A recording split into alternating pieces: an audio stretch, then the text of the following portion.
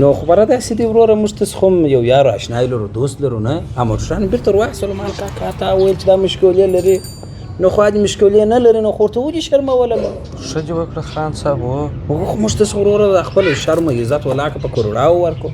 پیسې مو وروره دونه کیسه نه لري اما دا شی باید سالم شی ورکو د خلکو ته وبخښئ حاجي خان اکا اوس راتلمه دلته په راکڅه کې داسې یو کتار موټران ولاړ وه نو دا هم ستاسې دي دا مې د اولادو د خوریانو دي بس دغه د قریبانو مو دي دوه دانې زما وه دوه دانې مو دغه ته درولې دغه ځوان ته بس یو منظرې دپاره بس یو واده و دا ځای ته بس بل بله ورځ مو باز رانیوی د عربو سیمې باز رانیوی په څو مې رانیوی هغه بیل یې در اوس په کور کې راته پروت یوې زره ډالر و هغه سپین باز و خوندور سپین باز هغه ژړې ژړې پښې چې یې درلود خان صاحب کمزوري کارونه نه خوښېږي عکسونه دې موږ سره اخیستي وو خان صاحب وبخښئ خان صاحب دی زما خوریی دی دی زما خوریی دی دی چې باید دی زما د ماما زوی دی دا دواړه زما خپل دي وبخښئ و هېڅ خبره نه ده هېڅ خبره نه ده دغه زموږ هغه د بل کلي همسایه دی ښه البته زموږ همسایه دی اوه نو کوزدا کړې ده اوس یې ولور پاته دی ښه نو که دې یو څه پیسې ورکړلې دومره نه دي تقریبا 1.5 لک دي دا به زموږ سره ستا په سمه کې معلوم مې لا نه شي نو که دې اولاد سره وچلوئ ښه خبره ده دا پرون مازدیګر که راغلی وای ما به تا ته وروره چې تا وویلې هغوی مې درکړی 1.5 لک څه کیسه لري هم 2 لکه به مې درکړي وای واده کار به هم په سم شوی وای هم دا پرون مې هغه پیسې ورکړې 15 لکه افغانۍ زما د درېیمې کوزدې وې چې سبا بل سبا واده کو بیا هغه مصرف هم غواړي بیا زما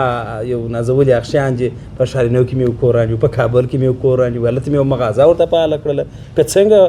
خورې دا دې خورۍ مې خبر دی نو داسې وکړئ دوستانو تاسو بیا بل وخت راسئ بیا وروره زموږ کار چلوم پروا نه کوي زه څوک نه لرم چې ما ته بیا پیسې راکړي 2 میاشتې بعد یې راکړه 3 میاشتې بعد یې راکړه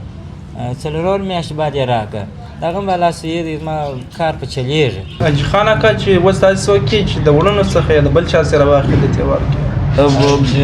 وروره تاسو زما خاني در سوال لاندې مه راولئ زه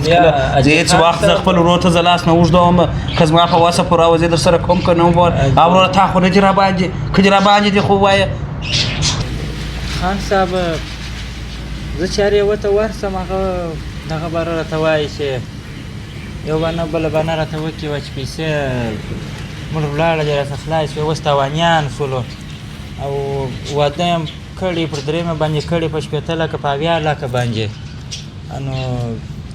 چې اوس یو لږ کار وچلېږي هم بلا څه دی او وروره پیغورونه مه راکوه دا سړی پوه کړي دا جواب کړي چې ولاړ شي بلادر مغزه مه راخرابوي دا سبا او بل سبا څلري مې ته نیت دی نو څه چې درېیمه یې اوس وکړله پرون دې ولور ورکړي سبا څلرمه کوي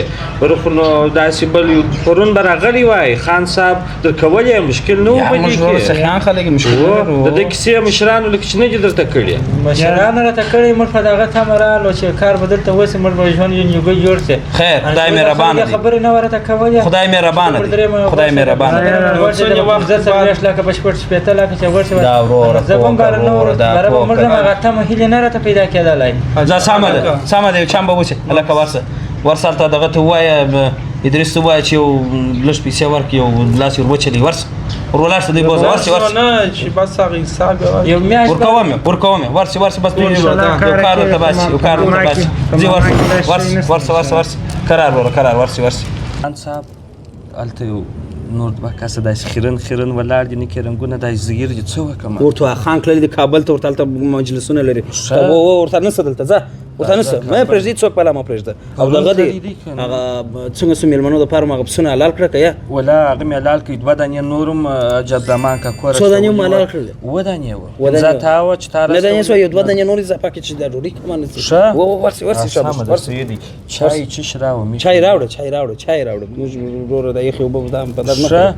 تنده مو ورور ستا مېلمنو ته یو چا یوازې چای راوړه ورسه